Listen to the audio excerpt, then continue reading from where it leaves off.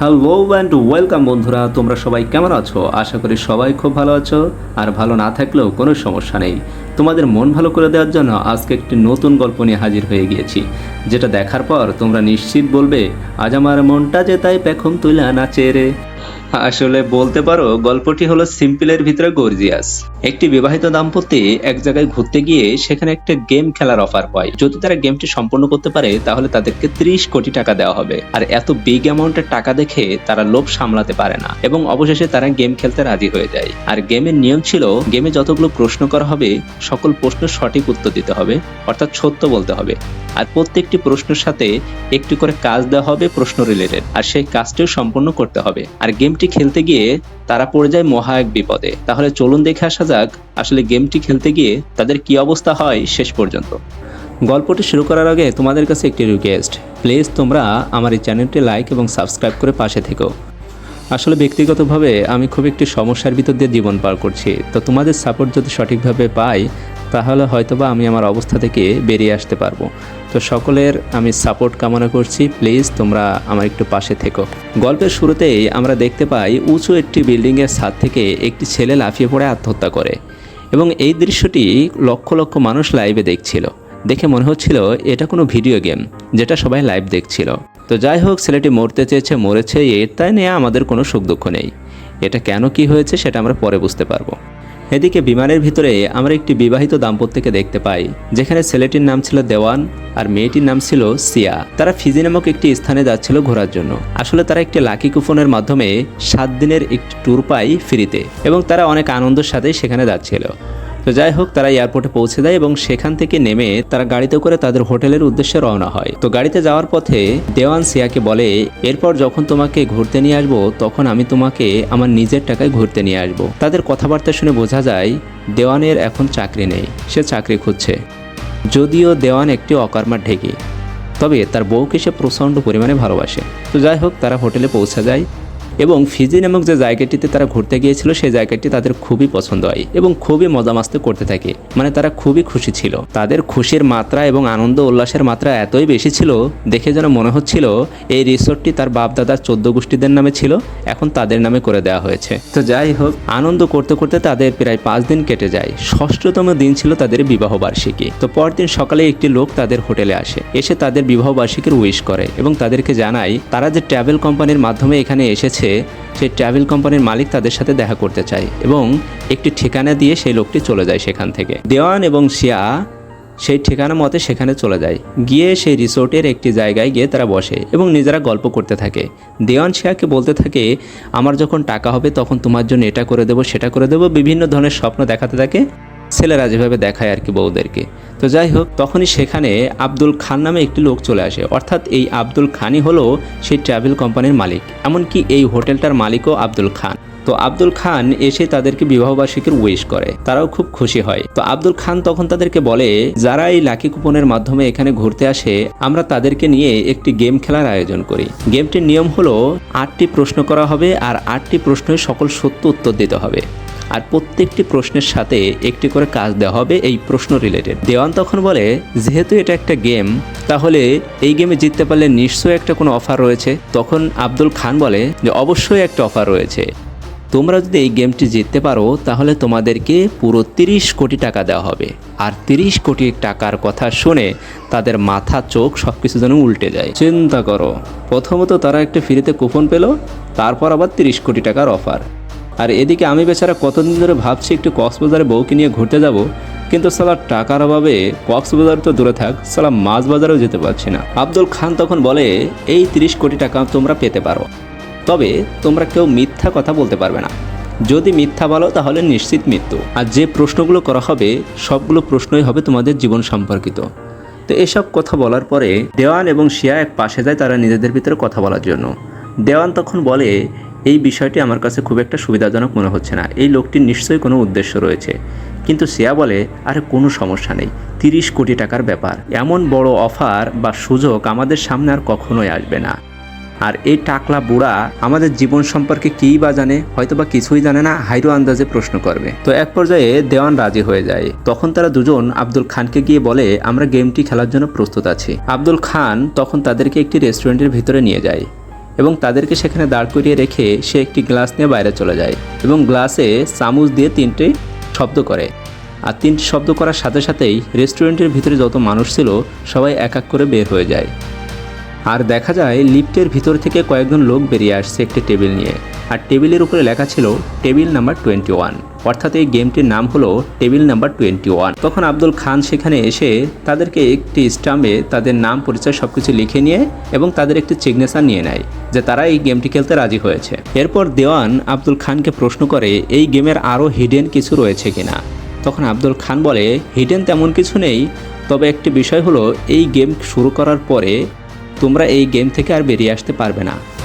আর আরেকটা কথা আবার স্মরণ করিয়ে দিই, if you lie you will die, অর্থাৎ যদি তুমি কখনো মিথ্যা বলো তাহলে তোমার নিশ্চিত মৃত্যুবরণ করতে হবে। এরপর দেওয়ান এবং শেয়ার হাতে একটি লাই ডিটেক্টর পরিয়ে দেওয়া হয়, অর্থাৎ তারা যদি সত্য বলে তাহলে এই লাই ডিটেক্টরে সবুজ বাতি জ্বলে উঠবে, আর যদি মিথ্যা বলে তাহলে রেড লাইট অর্থাৎ লাল আলো জ্বলে উঠবে। তো যাই হোক, গেমটি শুরু হয়ে যায়। তো আব্দুল খান দেওয়ানকে প্রথম প্রশ্নটি করে, আচ্ছা দেওয়ান, তুমি কি পাবলিক প্লেসে তোমার স্ত্রীকে ভালোবাসা দিতে লজ্জা পাও? তখন দেওয়ান বলে হ্যাঁ, আর হ্যাঁ বলার সাথে সাথেই লাই ডিটেক্টরে সবুজ বাতি জ্বলে ওঠে, অর্থাৎ দেওয়ান যেটি বলেছে সেটা সত্য বলেছে। এরপর আব্দুল খান দেওয়ানকে বলে এখন তোমাকে একটি কাজ দেওয়া হবে, সেটি হলো এই শহরের সবথেকে জনবহুল জায়গায় গিয়ে তোমার স্ত্রীকে চুম্বন করতে হবে। তারপর আব্দুল খান আর তার লোকেরা তাদেরকে একটি জনবহুল জায়গাতে নিয়ে যায় এবং সেখানে গিয়ে দাঁড় করিয়ে দেয়। তো দেওয়ান তার স্ত্রীকে চুম্বন করতে খুবই ইতস্তবোধ করছিল। এমন সময় তাদের একটা স্মৃতি মনে পড়ে। একদিন কলেজে খুব বড় একটি অনুষ্ঠান চলছিল। সেই অনুষ্ঠানে দেওয়ান ও সিয়া দুইজনে ডান্স করছিল, আর ডান্স করার সময় দেওয়ানের খুব ইচ্ছা হয় সিয়াকে কিস করার জন্য, কিন্তু চারিদিকে অনেক স্টুডেন্ট থাকার কারণে দেওয়ান সিয়াকে কিস করতে পারে না। তো সেই কথা ভাবতে ভাবতে দেওয়ান সিয়াকে কিস করে বসে, আর এরই সাথে এই টাস্কটি কমপ্লিট হয়ে যায়। এরপর তাদেরকে আবার সেই গেমের স্থানে নিয়ে আসা হয় এবং সেখানে আব্দুল খান তাদেরকে অভিনন্দন জানায় এবং বলে আপনারা 1 কোটি টাকা জিতে নিয়েছেন। একথা শোনার পরে দেওয়ান ও শিয়ার এই কথা বিশ্বাস হয় না। তারা মনে করে তাদের সাথে এগুলো মজা করা হচ্ছে, তাই তারা সেখানে ত্যাগ করে চলে আসতে যায়। এমন সময় লিফট খোলার সাথে সাথে তারা দেখতে পায় লিফটের ভিতরে অনেকগুলো টাকা, আর একই সময় তাদের ফোনে একটি SMS আসে। দেওয়ান দেখতে পায় তার ফোনে একটি SMS এসেছে ব্যাংক থেকে এবং বলা হয় আপনাদের অ্যাকাউন্টে 1 কোটি টাকা যোগ হয়েছে। এটা দেখার পর দেওয়ান ও শিয়া প্রচণ্ডভাবে খুশি হয়ে যায়। এরপর তারা গেমটি আবার কন্টিনিউ করতে চায়। তো আব্দুল খান এর পরবর্তী প্রশ্নটি করে শিয়াকে বলে আচ্ছা আপনার স্বামী কি আপনাকে পরিপূর্ণভাবে চেনে? তখন শিয়া উত্তর দেয় না, আর এই উত্তরটি সঠিক ছিল, কারণ সাথে সাথেই সেখানে সবুজ বাতি জ্বলে ওঠে। এরপর আব্দুল খান একটি প্লেটে কিছু পোকা আনে এবং শিয়াকে দিয়ে বলে এগুলো তোমাকে খেতে হবে, এটাই তোমার কাজ। তখন দেওয়ান উঠে এসে আব্দুল খানকে বলে শিয়া এটা কখনোই খেতে পারবে না, তার কারণ হলো শিয়া বিষ খেতে পারবে কিন্তু ননভেজ খাবার খেতে পারবে না। তখন আব্দুল খান বলে ভেবে দেখো। তখন আব্দুল খান তাদেরকে বলে একটু ভেবে দেখো, এই টাস্কটি কমপ্লিট করতে পারলে তোমরা আরও 2 কোটি টাকা পাবে। তাদের মধ্যে এই কথা চলা অবস্থায় তারা খেয়াল করে শিয়া অলরেডি সেই পোকাগুলো খাওয়া শুরু করে। তখন আব্দুল খান দেওয়ানকে বলে এ থেকেই প্রমাণিত হয়ে গেল তুমি তোমার ওয়াইফ সম্পর্কে অনেক কিছুই জানো না। এরপর আব্দুল খান দেওয়ানকে প্রশ্ন করে আপনি কি কখনো কাউকে বোকা বানিয়েছেন, অর্থাৎ মিথ্যা বলে কাউকে প্রতারণা করেছেন? তখন দেওয়ানের তার পিছনে একটি স্মৃতি মনে পড়ে।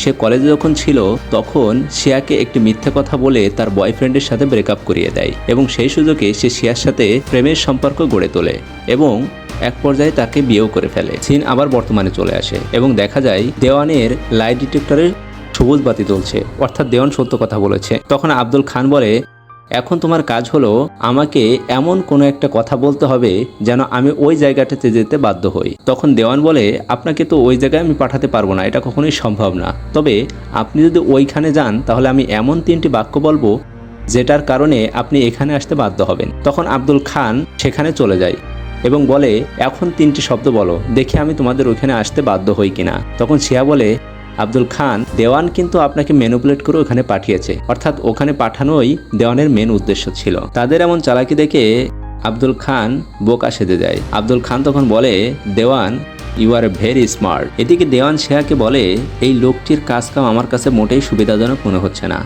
আমার মনে হচ্ছে লোকটি ইচ্ছা করে ম্যানিপুলেট হয়ে ওখানে গিয়েছে আমাদের জিতিয়ে দেওয়ার জন্য, নিশ্চয়ই এর কোনো উদ্দেশ্য রয়েছে। তখন শিয়া বলে এই সমস্ত চিন্তা বাদ দাও, আমরা যে এতগুলো টাকা জিততে পারছি এটার কথা ভেবেই তুমি খুশি থাকো। এরপর আব্দুল খান তাদেরকে একটি গ্রাউন্ডে নিয়ে যায়। সেখানে গিয়ে তাদের পরবর্তী প্রশ্ন করে।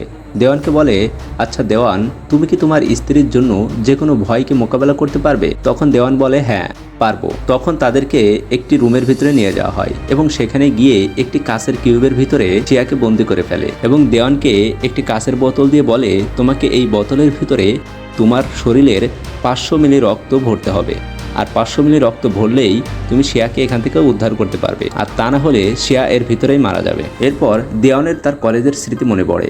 তার কলেজে থাকা অবস্থায় দেওয়ান, শিয়া এবং তার বন্ধুরা মিলে একটি ছেলের মাথার উপরে অনেকটা রক্ত ফেলে দেয় কৌশলে, আর ছেলেটি এই রক্ত দেখে প্রচণ্ডভাবে ভয় পেয়ে যায়। আর এই দৃশ্য দেখে দেওয়ানও সেখানে অজ্ঞান হয়ে যায়। এখান থেকে আমরা জানতে পারি দেওয়ান রক্ত দেখে প্রচণ্ডভাবে ভয় পায়, অর্থাৎ তার ব্লাড ফোবিয়া রয়েছে। এরপর সিন আবার বর্তমানে চলে আসে। আব্দুল খান দেওয়ানকে বলে, তোমার হাতে মাত্র 7 মিনিট সময় রয়েছে। এই 7 মিনিটের ভিতরে এই বোতলে তোমার শরীরে 500 গ্রাম রক্ত ভরতে হবে, আর তা না হলে অক্সিজেনের অভাবে শিয়া এর ভিতরে মারা যাবে। এটা শুনে দেওয়ান প্রচণ্ডভাবে রেগে যায় এবং আব্দুল খানকে বলে এক্ষুনি এই গেমটা এখানেই শেষ করে দিতে এবং শিয়াকে এখান থেকে বের করে দিতে। তখন আব্দুল খান বলে, শিয়াকে শুধুমাত্র তুমি বের করতে পারবা, অর্থাৎ যত দ্রুত রক্ত ভরতে পারবা তত দ্রুতই তুমি সেখান থেকে শিয়াকে উদ্ধার করতে পারবে। দেওয়ান আর কোনো উপায় না পেয়ে রক্ত ভরতে শুরু করে এবং অনেক কষ্টে তার শরীরের 500 গ্রাম রক্ত সেই বোতলে ঢুকিয়ে সেখান থেকে শিয়াকে উদ্ধার করে। এরপর দেওয়ান ও শিয়া সেখান থেকে একটি স্পিড বোর্ডে করে সেখান থেকে পালানোর চেষ্টা করে। কিছু দূর যাওয়ার পর দেওয়ান এবং শিয়ার হাতে যে লাইট ডিটেক্টর ছিল সেটা জোরে জোরে সিগন্যাল দিতে থাকে। এমন সময় স্পিড বোর্ডের একটি সাউন্ড বক্স থেকে আব্দুল খানের আওয়াজ আসছিল। আব্দুল খান তাদেরকে বলছিল, তোমাদেরকে আগেই বলেছি এই গেম শুরু করার পর গেম থেকে বের হয়ে যাওয়া যাবে না।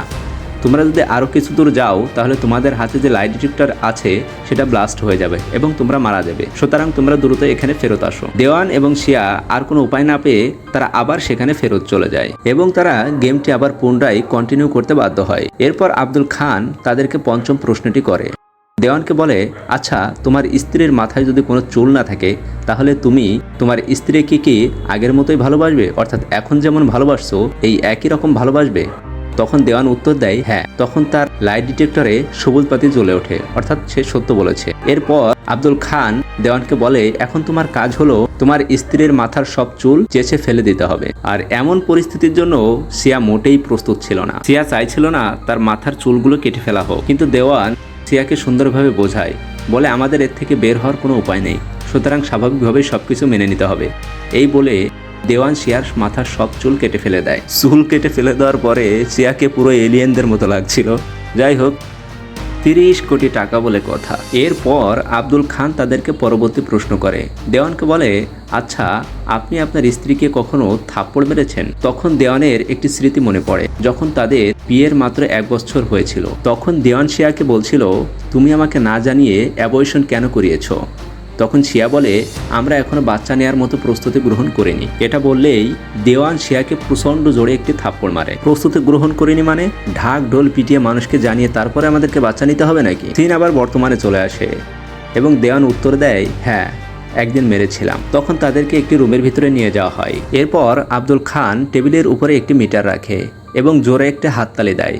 এই হাততালির শব্দ সমস্ত রুমে প্রতিধ্বনিত হয় এবং প্রতিধ্বনি হলে মিটারে 120 রিডিং দেখায়। এরপর আব্দুল খান শিয়াকে বলে, তুমি তোমার হাজবেন্ডকে এমন জোরে থাপ্পড় দেবে যেন এই মিটারে 120 রিডিং ওঠে। যতক্ষণ না পর্যন্ত 120 রিডিং দেবে ততক্ষণ পর্যন্ত তোমার এই টাস্ক কমপ্লিট হবে না। উপায় না পেয়ে শিয়া দেওয়ানকে থাপ্পড় মারতে থাকে। শিয়া দেওয়ানকে বেশ কয়েকটি থাপ্পড় মারার পরেও মিটারে 120 রিডিং উঠছিল না। তখন আব্দুল খান শিয়াকে উদ্দেশ্য করে বলে, শিয়া তোমার স্বামীরও বোঝা উচিত একটি মেয়ের অ্যাবর্শন করতে কতটা কষ্ট হয়, এমনি এমনি কেউ অ্যাবর্শন করায় না।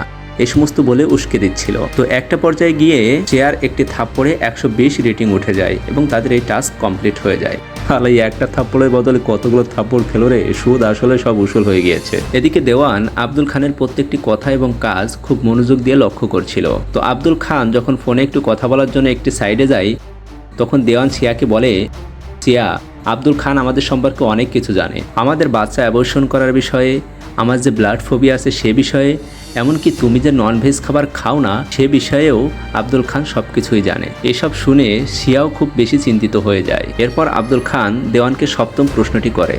দেওয়ানকে বলে, তুমি কি কাউকে পিটিয়েছ কখনো? দেওয়ান তখন বলে হ্যাঁ। তখন আব্দুল খান তার হাতে একটি হকি স্টিক দিয়ে দেয় এবং একটি গাড়ির নাম্বার প্লেট দিয়ে দেয় আর বলে, এই গাড়িটি তোমাকে ভাঙতে হবে। তো দেওয়ান সেই গাড়িটি খুঁজতে থাকে। খুব ভয়ে ভয়ে সেই গাড়িটির কাছে এগিয়ে যায় এবং গাড়িটির নাম্বার মিলিয়ে সেই গাড়িটিকে ভাঙতে শুরু করে। তখনই সেখানে গাড়ির মালিকরা চলে আসে এবং এসে দেওয়ানকে ইচ্ছামতো গণধোলায় দিতে শুরু করে। দেওয়ান সেখান থেকে উঠে কোনো রকম পালানোর চেষ্টা করে। এমন সময় পুলিশের কাছে পড়ে যায়।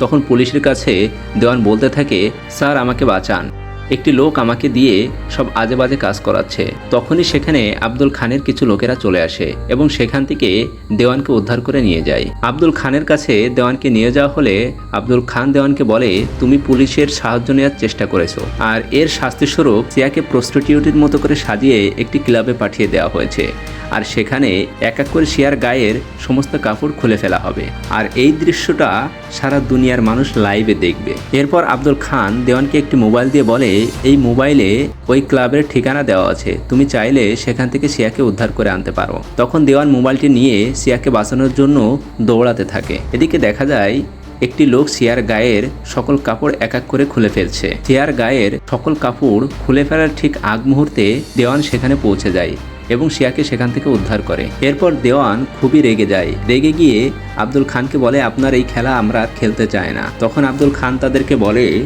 এই খেলার শুধুমাত্র লাস্ট স্টেজটুকুই বাকি আছে, এটা খেলেই তোমরা মুক্ত হয়ে যাবে। আর তাছাড়া আগেই বলে দেওয়া হয়েছে খেলার মধ্য থেকে চলে যাওয়ার কোনো সুযোগ নেই। এরপর আব্দুল বলে, আমি শিয়ার সাথে একটি রিপিট ফায়ার খেলবো, অর্থাৎ তোমাকে 8টি প্রশ্ন করব, 8টিরই সঠিক উত্তর দিতে হবে। এরপর 7টি উত্তরেই শিয়া সঠিক উত্তর দিয়ে দেয়। আর 8 নম্বর প্রশ্নটি ছিল, তুমি বিবাহের পরে দেওয়ান ছাড়া আর কারোর সাথে ঘনিষ্ঠ হয়েছ? তখন শিয়া বলে না। আর তখনই লাইট ডিটেক্টরে রেড লাইট জ্বলে ওঠে, অর্থাৎ সবাই বুঝতে পারে এখানে শিয়া মিথ্যা কথা বলেছে। আর এটি দেখে দেওয়ান প্রচণ্ডভাবে অবাক হয়। তার মানে শিয়া বিয়ের পরেও কারোর সাথে ঘনিষ্ঠ সময় কাটিয়েছে। দেওয়ান তখন শিয়াকে বলে, তুমি আমার সাথে এমন একটি প্রতারণা করতে পারলে? তখন শিয়া কান্না করতে থাকে এবং দেওয়ানকে বলে, তোমার যখন চাকরি চলে গিয়েছিল তখন অফিসের বস আমাকে এই বাজে প্রস্তাবটি দিয়েছিল, আর যদি আমি বাজে প্রস্তাবটিতে রাজি না হতাম তাহলে আমার চাকরি চলে যেত, আর ওই সময় চাকরিটি টিকিয়ে রাখা আমাদের খুবই প্রয়োজন ছিল, এজন্য আমি বাধ্য হয়ে বসের সাথে এক রাত কাটিয়েছিলাম। এটি শোনার পর দেওয়ানের মাথায় যেন আকাশ ভেঙে পড়ল। আর আকাশ ভেঙে পড়বেই বা না কেন, নিজের এটিএম কার্ডে যদি রাতভর কেউ শপিং করে তাহলে নিজের অবস্থাটা কি হয় একবার চিন্তা করো। এদিকে আব্দুল খান বলে, শিয়াকে এখন মরতে হবে, কারণ সে মিথ্যা কথা বলেছে। দেওয়ান তখন আব্দুল খানকে অনেক রিকোয়েস্ট করে আর বলে, প্লিজ আপনি এমনটি করবেন না। তখন আব্দুল খান বলে, মিথ্যা যেহেতু বলেছে, গেমের নিয়ম অনুসারে শিয়াকে তো মরতেই হবে, আর শিয়াকে যদি বাঁচাতে চাও তাহলে একটা পথ খোলা আছে, তোমাকে আমি একটা ঠিকানা দেব, সেই ঠিকানায় গিয়ে একটি ছেলেকে তোমাকে হত্যা করতে হবে। দেওয়ান আসলে শিয়াকে বাঁচাতে চায়, এজন্য সেই ঠিকানা নিয়ে তারা সবাই মিলে সেখানে চলে যায়। দেওয়ান সেখানে গিয়ে দেখে একটি রুমের ভিতরে একটি ছেলে বসে রয়েছে। দেখেই বোঝা যাচ্ছিল ছেলেটি তার মানসিক ভারসাম্য হারিয়ে ফেলেছে। তো দেওয়ান ছেলেটির পিছন থেকে তার মাথায় বন্দুক তাক করে, কিন্তু যখনই সে ছেলেটির মুখ দেখে তখনই দেওয়ান বলে ওঠে, আকরাম। অর্থাৎ এই আকরাম নামের ছেলেটি তাদের কলেজ লাইফের জুনিয়র ব্যাচের একটি স্টুডেন্ট ছিল। কলেজ লাইফে এই আকরামকে কলেজের সবাই খুব র্যাগিং করত, আর এই র্যাগিং এর শুরুটা করেছিল দেওয়ান এবং শিয়া। দেওয়ান এবং শিয়া প্রতিদিনই আকরামকে বোকা বানাতো, মানুষের সামনে অপমান করত, কখনো কখনো মানুষের দোকান ভাঙচুর করতে বলতো, কখনো বা তার খাবারের সাথে ননভেজ মিশিয়ে দিত। এভাবে বিভিন্নভাবে তাকে জ্বালাতন করতে থাকতো। একটা পর্যায়ে আকরাম বিরক্ত হয়ে দেওয়ানের বিরুদ্ধে প্রিন্সিপালের কাছে নালিশ করতে যায়, কিন্তু তখনই দেওয়ানের একটি ফ্রেন্ড আকরামকে আটকে ফেলে এবং প্লেগ্রাউন্ডে তাকে ধরে নিয়ে যায়। সেখানে নিয়ে গিয়ে দেওয়ান এবং তার বন্ধুরা মিলে আকরামকে প্রচণ্ডভাবে মারধর করে এবং শেষ পর্যায়ে গিয়ে তার জামা কাপড় খুলে ওলাঙ্গু করে সেখানে ফেলে চলে আসে। এরপর সিন আবার বর্তমানে চলে আসে। এরপর জানতে পারি এই আকরাম আসলে আব্দুল খানেরই ছেলে। কলেজে হওয়া বিভিন্ন র্যাগিংয়ের কারণে আকরাম তার মানসিক ভারসাম্য হারিয়ে ফেলেছে এবং এখনও সেই মানসিক ভারসাম্য তার ঠিক হয়নি। দেওয়ান তখন আব্দুল খানকে বলে, আমি একে মারতে পারবো না। তখন আব্দুল খান বলে, তুমি ওকে কি মারবে? তুমি তো 10 বছর আগেই ওকে মেরে ফেলেছো, এখন তো ও জিন্দা লাশ অবস্থায় রয়েছে। এখন যদি তুমি ওকে মেরে ফেলতে না পারো তাহলে আমি তোমার স্ত্রীকে এখন মেরে ফেলবো। তখন দেওয়ান সেখানে প্রচণ্ড ডিপ্রেশনে চলে যায়, কি করবে বুঝতে পারছিল না। তখন পিস্তল তার নিজের মাথায় তাক করে ফায়ার করে, কিন্তু পিস্তলে কোনো গুলি না থাকার কারণে দেওয়ান সেখানে মারা যায় না। আব্দুল খান তখন তাদেরকে বলে, আমি শুধু তোমাদেরকে বোঝাতে চেয়েছিলাম তোমাদের একটু মজা করার ফলে একটি ছেলের জীবনটা কতটা লণ্ডভণ্ড হয়ে যেতে পারে। তোমাদের সেই মজা নেওয়ার কারণে আজ আমার ছেলেটা মরার মতো করে বেঁচে আছে। এখানেই গল্পটি শেষ হয়ে যায়। আসলে এই মুভিটি 2013 সালে রিলিজ হয়, আর 2013 সালে এই র্যাগিং নিয়ে সারা বিশ্ব থেকে বেশ কিছু তথ্য উঠে আসে, যার ফলশ্রুতিতে পরিচালক এমন একটি মুভি তৈরি করে সকলের বিবেক জাগ্রত করে দেওয়ার চেষ্টা করেছে এবং খুব সুন্দর একটি মেসেজ দিয়েছে।